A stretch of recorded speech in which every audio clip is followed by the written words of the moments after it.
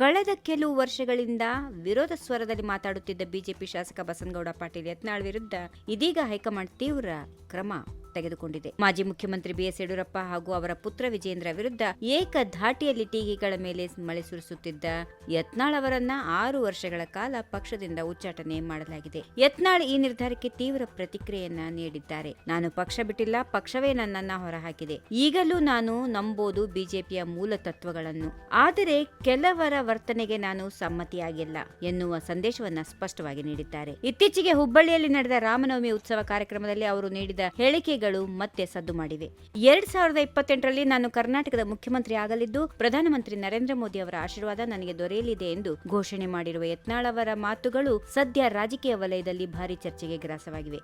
ಅವರು ತಮ್ಮ ಭಾಷಣದಲ್ಲಿ ಬಿಜೆಪಿಯ ಕೇಂದ್ರ ನಾಯಕತ್ವವನ್ನ ಶ್ಲಾಘಿಸಿದ್ರು. ಪ್ರಧಾನಿ ಮೋದಿ ಅವರ ನೇತೃತ್ವದಲ್ಲಿ ದೇಶ ಸದೃಢವಾಗಿದೆ, ಸುರಕ್ಷಿತವಾಗಿದೆ. ಅವರ ಚಾಣಾಕ್ಷತ್ವದಿಂದ ವಿಶ್ವದಲ್ಲಿಯೂ ಭಾರತಕ್ಕೆ ಗಂಭೀರ ಮೌಲ್ಯ ಬಂದಿದೆ ಎಂದು ಅವರು ಹೇಳಿದರು. ಇದರಿಂದ ಅವರು ಮೋದಿ ಅವರ ಮೇಲಿನ ನಂಬಿಕೆಯನ್ನ ಮತ್ತು ತಮ್ಮ ರಾಜಕೀಯ ದೃಷ್ಟಿಕೋನವನ್ನ ಸ್ಪಷ್ಟವಾಗಿ ಹಂಚಿಕೊಂಡ್ರು. ಪ್ರಭು ಶ್ರೀರಾಮ ಯಾವುದೇ ಜಾತಿಗೆ ಸೀಮಿತವಾಗಿಲ್ಲ. ದಲಿತರು, ಹಿಂದುಳಿದವರು, ಮೇಲ್ವರ್ಗದವರ ಮನೆಯಲ್ಲಿ ರಾಮ ಇದ್ದಾನೆ.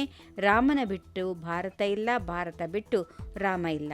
ಹೀಗೆಂದು ಬಸನಗೌಡ ಪಾಟೀಲ್ ಯತ್ನಾಳ್ ಇದೇ ವೇಳೆ ಮಾರ್ಮಿಕವಾಗಿ ಹೇಳಿದರು. ನನ್ನನ್ನು ಇವತ್ತು ಬಿಜೆಪಿಯಿಂದ ಹೊರಹಾಕಿರಬಹುದು, ಆದರೆ ನನ್ನ ಹೃದಯದಲ್ಲಿ ಬಿಜೆಪಿ ಇದೆ. ನನ್ನನ್ನು ಪಕ್ಷದಿಂದ ಹೊರಹಾಕಿದ ಬಳಿಕ ನನ್ನ ಜನಪ್ರಿಯತೆ ಮತ್ತಷ್ಟು ಹೆಚ್ಚಿದ್ದು ನಾನಿಲ್ಲದೆ ಯಾವುದೇ ಪಕ್ಷ ರಾಜ್ಯದಲ್ಲಿ ಅಧಿಕಾರಕ್ಕೆ ಬರೋದಿಲ್ಲ. ಹೀಗಾಗಿ ಮುಂದಿನ 6 ತಿಂಗಳುಗಳ ಒಳಗಾಗಿ ಬಿಜೆಪಿ ಮತ್ತೆ ನನ್ನನ್ನು ಪಕ್ಷಕ್ಕೆ ಸೇರಿಸಿಕೊಳ್ಳಲಿದೆ ಎಂದು ಬಸನಗೌಡ ಪಾಟೀಲ್ ಯತ್ನಾಳ್ ಭರವಸೆಯನ್ನ ವ್ಯಕ್ತಪಡಿಸಿದರು. ಈ ವಿಡಿಯೋ ನಿಮಗೆ ಇಷ್ಟವಾದಲ್ಲಿ ಲೈಕ್ ಮಾಡಿ, ಶೇರ್ ಮಾಡಿ, ಸಬ್ಸ್ಕ್ರೈಬ್ ಮಾಡಿ.